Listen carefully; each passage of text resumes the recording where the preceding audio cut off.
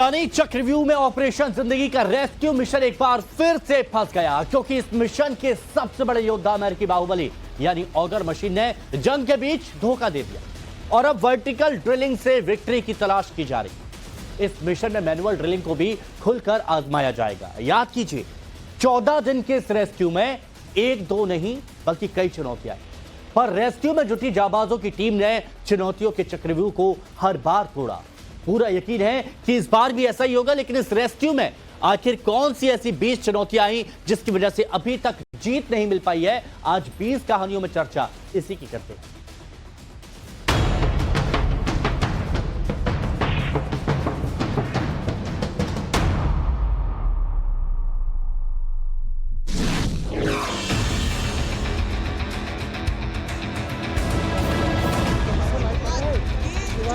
चौदहवें दिन करीब 325 घंटे बाद ऑपरेशन जिंदगी के सामने सबसे कठिन चुनौती आकर खड़ी हो गई है। जो अमेरिकी मशीन 41 श्रमिकों को सुरंग से बाहर निकालने की सबसे बड़ी उम्मीद थी, वही मशीन अब इस मिशन में सबसे बड़ा रोड़ा बन गई है और टनल के अंदर से हो रही ड्रिलिंग पूरी तरह ठप हो चुकी है।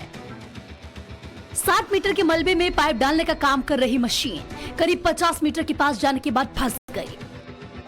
टनल के अंदर फंसे 41 मजदूरों से रेस्क्यू टीम बेहद कम दूरी पर है, लेकिन मजबूरी यह है कि ये दूरी मिट ही नहीं रही है।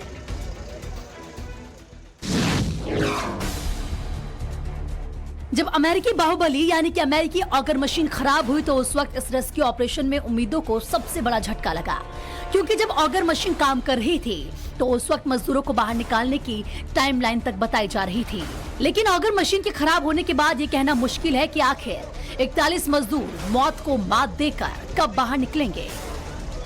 जानकारी के मुताबिक जहां अमेरिकन ऑगर मशीन फंसी, वहां से 8 से 9 मीटर की ड्रिलिंग बची हुई है, लेकिन मुसीबत यह है कि ऑगर मशीन के 7 बिट मलबे के करीब 26 मीटर अंदर फंस गए हैं। बताया जा रहा है कि अब ड्रिलिंग मशीन के बीच बिट को काटने का काम चल रहा है, लेकिन बिट को कटने में कितना समय लगेगा ये कहना अभी मुश्किल है। रेस्क्यू ऑपरेशन को कब तक अंजाम दिया जाएगा ये कहना मुश्किल है, क्योंकि ऑगर मशीन ही इस मिशन की राह में सबसे बड़ा रोड़ा बन चुकी है। ऐसे में अब मैनुअल ड्रिलिंग यानी कि हाथ से खुदाई का प्लान बनाया जा रहा है। अधिकारियों के मुताबिक अमेरिकी ऑगर मशीन से ड्रिलिंग करने पर हर बार 2 से 3 मीटर पर कोई ना कोई बाधा आ रही है। कभी लोहे के पाइप तो कभी पत्थर फंस रहे हैं। उन्हें हटाने के बाद हर बार जब ऑगर मशीन को 50 मीटर पीछे तक लाना पड़ रहा है और उसकी मरम्मत करनी पड़ रही है, जिसमें करीब 5 से 7 घंटे का समय लगता है। इसीलिए इस रेस्क्यू ऑपरेशन में जरूरत से ज्यादा समय लग रहा है। इसीलिए टीम ने यह तय किया है कि अब पाइपलाइन को आगे डालने का काम मजदूरों से कराया जाएगा।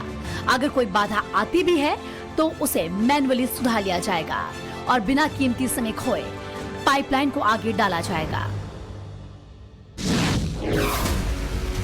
दरअसल ऑगर मशीन के जरिए प्लान ए पर काम किया जा रहा था। प्लान ए के मुताबिक अमेरिकी ऑगर मशीन से पाइपलाइन डाली जाएगी और फिर उसी पाइपलाइन के जरिए 41 मजदूरों को बाहर निकाला जाएगा।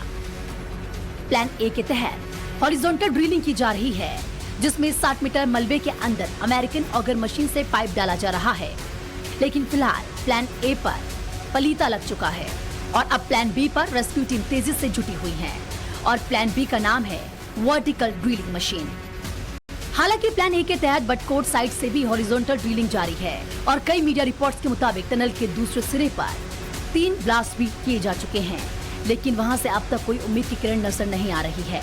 ऐसे में अब प्लान बी वर्टिकल ड्रिलिंग के तहत काम किया जा रहा है। रेस्क्यू ऑपरेशन में जब प्लान ए से बात नहीं बनी तो अब प्लान बी यानी कि वर्टिकल ड्रिलिंग पर मंथन तेज हो चुका है और वर्टिकल मशीन से खुदाई पर बात की जाने लगी है। ये तस्वीर देखिए, मैं चाहूंगा हरिंदर जरा इस मशीन पर जूम करिए और सबसे पहले आगे के हिस्से पर जूम करिए। देखिए इस मशीन को डीप सी में भी इस मशीन का इस्तेमाल होता है और एनजीसी भी इस मशीन का इस्तेमाल करती है। एक शख्स इसे ऑपरेट करता है, 4-5 लोग हेल्प करने के लिए लगे होते हैं। अब ये जो आगे का हिस्सा आपको दिखाई दे रहा है, यहीं पर नीचे ब्लेड्स और रोटेटर फिट किए जाते हैं। सबसे आगे जो नीचे हिस्सा, थोड़ा सा और जूम करिए हरिंदर, थोड़ा सा और जूम करिए। अब ये जो आपको हिस्सा दिखाई दे रहा है, यहीं पर ब्लेड्स और रोटेटर फिट किए जाते हैं। इसके बाद जो है इसको पैड पर ले जाकर ड्रिल शुरू किया जाता। वर्टिकल ड्रिलिंग पर काम तेज हो चुका है, लेकिन वर्टिकल ड्रिलिंग होती क्या है और कैसे वर्टिकल ड्रिलिंग की जाएगी, जरा उसको भी समझ लीजिए। तो मिशन जिंदगी प्लान नंबर 3 और प्लान नंबर 3 ये है।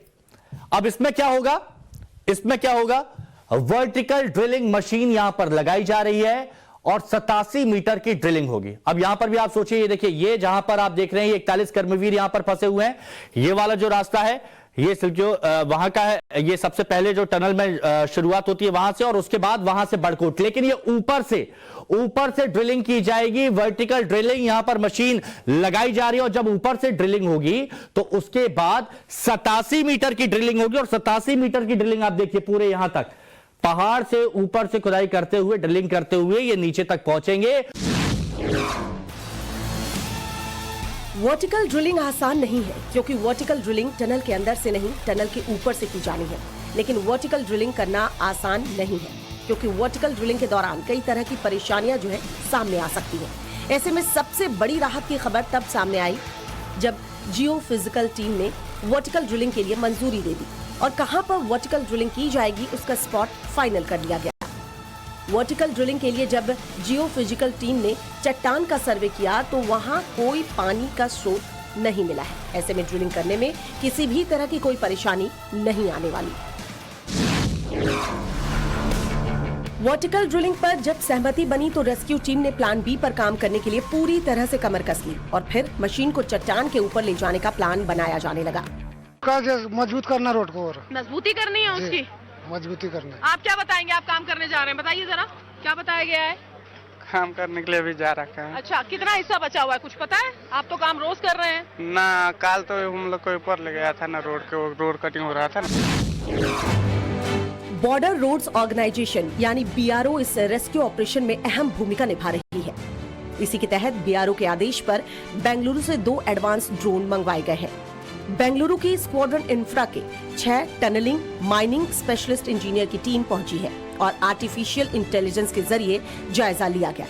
दरअसल अब इस रेस्क्यू में ड्रोन कैमरा अहम भूमिका निभाने वाले हैं, क्योंकि इनकी मदद से पूरी सुरंग पर पैनी नजर रखी जा रही है, ताकि वर्टिकल ड्रिलिंग के दौरान अगर थोड़ी भी गड़बड़ी नजर आए तो ये ड्रोन रेस्क्यू टीम को अलर्ट कर सके, ताकि किसी भी तरह की कोई अनहोनी के पहले ही उसे टाला जा सके।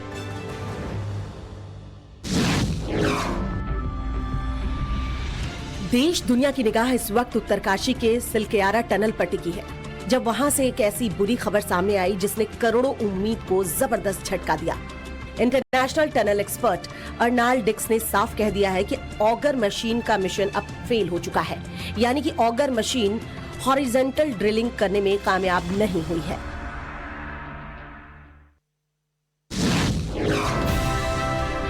अब जब ऑगर मशीन इस मिशन के बीच में ही दम तोड़ चुकी है, तो अब सारा दारोमदार मैनुअल ड्रिलिंग पर आ गया है। दरअसल मैनुअल ड्रिलिंग का अर्थ होता है हाथ से खुदाई। अब हॉरिजॉन्टल ड्रिलिंग में इसी तकनीक का इस्तेमाल किया जाएगा। लेकिन सबसे बड़ी परेशानी की बात यह है कि इस ड्रिलिंग में काफी लंबा वक्त लग सकता है, क्योंकि हाथ से खुदाई करना आसान नहीं होगा, क्योंकि पाइप के अंदर जाकर छेनी हथौड़ा चलाना या लोहे के सरिये को काटना बेहद मुश्किल होगा। ऊपर से पाइप का आकार सिर्फ इतना ही है कि इसके अंदर एक वक्त पर सिर्फ एक ही शख्स जा सकता है और खुदाई कर सकता है। हाथ से खुदाई इसलिए भी आसान नहीं है क्योंकि पाइप के अंदर घुसकर खुदाई करने के दौरान ऑक्सीजन की कमी भी हो सकती है। ऐसे में खुदाई करने वाले वर्कर को अपने साथ ऑक्सीजन सिलेंडर भी ले जाना पड़ेगा। इससे पहले जब 96 किलो लोहे के रास्ते को हटाया था, वो मिशन भी बिल्कुल आसान नहीं था। इसके लिए भी एक पूरा रेस्क्यू ऑपरेशन चलाया गया। पाइप के जरिए रेस्क्यू टीम के कई लोग करीब 45 मीटर तक अंदर गए और फिर वहां से लोहे को हटाने लगे। छोटी सी संकीर्ण जगह पर यह काम बेहद मुश्किल था। इस दौरान ऑक्सीजन की भी भारी कमी रही। ऐसे में लोहे को काट रही टीम के साथ ऑक्सीजन सिलेंडर भी भेजा गया। पाइप के अंदर घुसे आयरन मैन लगातार लोहे को रास्ते से हटाते रहे और जब भी घुटन महसूस हुई तो ऑक्सीजन सिलेंडर से सांस लेते रहे। करीब 3 घंटे की कड़ी मेहनत के बाद आखिरकार वो अपने इस मिशन में कामयाब हो पाए। करीब 45 से 50 मीटर के बीच पाइप डालने के बाद जब अचानक रेस्क्यू ऑपरेशन रुक गया तो फिर उसके बाद सवाल उठने लगे कि मलबे के बीच आई इस लोहे की दीवार को कैसे हटाया जाए और फिर रेस्क्यू टीम ने इस्तेमाल किया गैस कटर का। 800 मिलीमीटर पाइप के जरिए रेस्क्यू टीम से 3 लोग करीब 45 मीटर तक अंदर गए और फिर गैस कटर की मदद से करीब 100 किलो सरिये को काटकर बाहर निकाल लाए। एक एक तस्वीर इस बात की गवाह थी कि इस पूरे मिशन में रेस्क्यू टीम का प्लान और विज्ञान का चमत्कार मिलकर तेजी के साथ विजय पथ पर आगे बढ़ रहा था। इस पूरे रेस्क्यू ऑपरेशन में बीआरओ यानी बॉर्डर रोड ऑर्गेनाइजेशन ने बड़ी अहम भूमिका निभाई है, क्योंकि जब वर्टिकल ड्रिलिंग के लिए मशीन मंगवाई गई और टनल के ऊपर से खुदाई का प्लान बनाया गया तो सबसे बड़ी समस्या ये थी कि आखिर वहां तक मशीन पहुंचेगी कैसे। बीआरओ की टीम ने बिना समय गवाए मशीन को ऊपर तक पहुंचने के लिए रास्ता तैयार कर दिया और इस रास्ते के जरिए ही वर्टिकल ड्रिलिंग के जरिए मशीन ऊपर पहुंच सकी और अब तेजी से रेस्क्यू ऑपरेशन पर काम शुरू हो गया है। हादसे के पहले ही दिन से रेस्क्यू ऑपरेशन में एक के बाद एक कई दिक्कतें सामने आई और पहले ही दिन कई समस्याओं का समाधान भी किया गया, क्योंकि हादसे के पहले ही दिन रेस्क्यू टीम रणनीति के तहत काम कर रही थी। जब दिवाली की सुबह 5:30 बजे टनल रही, वैसे ही जिला प्रशासन ने रेस्क्यू ऑपरेशन शुरू कर दिया था। जिला प्रशासन के लिए सबसे पहली चुनौती थी इस बंद टनल के अंदर फंसे हुए मजदूरों को ऑक्सीजन कैसे पहुंचाएं और फिर एयर कंप्रेस्ड पाइप के जरिए सुरंग में ऑक्सीजन, बिजली और खाने की आपूर्ति करने का इंतजाम कर दिया गया। और फिर इस ऑपरेशन में एनडीआरएफ, एसडीआरएफ, बीआरओ, परियोजनाओं से जुड़ी एजेंसी एनएचआईडीसीएल और आईटीबीपी समेत कई एजेंसियां इस बचाव कार्य में शामिल हो गईं। जिस एयर कंप्रेस्ड पाइप के जरिए मजदूरों को ऑक्सीजन की सप्लाई की जा रही थी, अब उसी पाइप के जरिए मजदूरों से संपर्क भी साधा गया और वहीं से सभी 41 मजदूरों के सही सलामत होने की सूचना मिली। लेकिन इस बीच चुनौती थी कि सुरंग के ऊपर लगातार गिर रहे मलबे को कैसे रोका जाए। ऐसे में रेस्क्यू टीम ने एक एक्शन प्लान बनाया जिसका नाम था कंक्रीट की दीवार। मलबे को रोकने के लिए कर्मचारियों की मदद से रेस्क्यू टीम ने आनन फानन में एक कंक्रीट की दीवार तैयार की और उसे उस साइड लगा दिया जिस साइड से मलबा लगातार गिर रहा था। रेस्क्यू ऑपरेशन के 13वें दिन जब मॉकड्रिल की तस्वीरें सामने आई तो पूरे देश में लोगों ने राहत की सांस ली थी, क्योंकि फाइनल राउंड में स्ट्रेचर के जरिए ही 41 मजदूरों को बाहर निकाला जाना था और इस दौरान किसी भी तरह की कोई गलती न हो, इसके लिए रेस्क्यू टीम ने मॉकड्रिल कर प्रैक्टिस भी की। दरअसल मॉकड्रिल में रेस्क्यू टीम ने एक स्ट्रेचर का इस्तेमाल किया था, जिस पर रेस्क्यू टीम का एक शख्स लेटकर रेंगता हुआ नजर आ रहा था और पाइप के बाहर खड़े रेस्क्यू टीम के बाकी लोग उसे खींचते दिख रहे थे।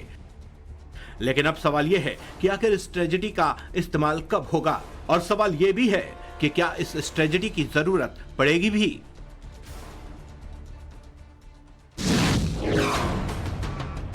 चौदह दिन से गुप्त अंधेरी सुरंग के अंदर 41 मजदूर फंसे हुए हैं। हालांकि ये कब तक बाहर आएंगे इसके बारे में कुछ भी कहना जल्दबाजी होगा, लेकिन इसे लेकर तैयारियां बेहद तेज हैं। दरअसल सिलकियारा टनल में रेस्क्यू के जब फाइनल राउंड को अंजाम दिया जा रहा था, उससे पहले ही टनल के पास चिनियाली सोड़ में एक अस्थायी स्वास्थ्य केंद्र बना दिया गया। इसके साथ ही चिनियाली सोड़ हवाई पट्टी पर चिनूक हेलीकॉप्टर भी तैनात किया गया, ताकि अगर किसी वर्कर की तबीयत बिगड़ती है तो उसे आनन फानन में चिनूक हेलीकॉप्टर में एम्स ऋषिकेश ले जाया जा सके। वहीं एम्स ऋषिकेश को भी अलर्ट पर रखा गया है, लेकिन सवाल यह है कि आखिर कब तक ये मजदूर बाहर आएंगे। टनल के अंदर 41 मजदूर फंसे रहे और ये 41 मजदूर सिर्फ एक राज्य के नहीं थे। टनल में 8 राज्यों के 41 कर्मचारी फंसे हैं, जिसमें उत्तराखंड के 2, हिमाचल प्रदेश का 1, यूपी के 8, बिहार के 5, पश्चिम बंगाल के 3, असम के 2, झारखंड के 15 और ओडिशा के 5 मजदूर हैं। ऐसे में इन्हें बचाने के लिए पीएमओ से लेकर सीएमओ ने पूरी ताकत झोंक दी है।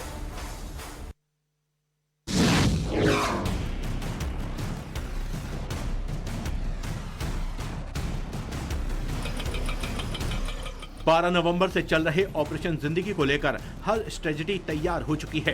टनल के बाहर 40 एम्बुलेंस की तैनाती, 15 डॉक्टरों की टीम, 41 बेड का अस्थायी अस्पताल और यहां तक पहुंचने के लिए ग्रीन कॉरिडोर।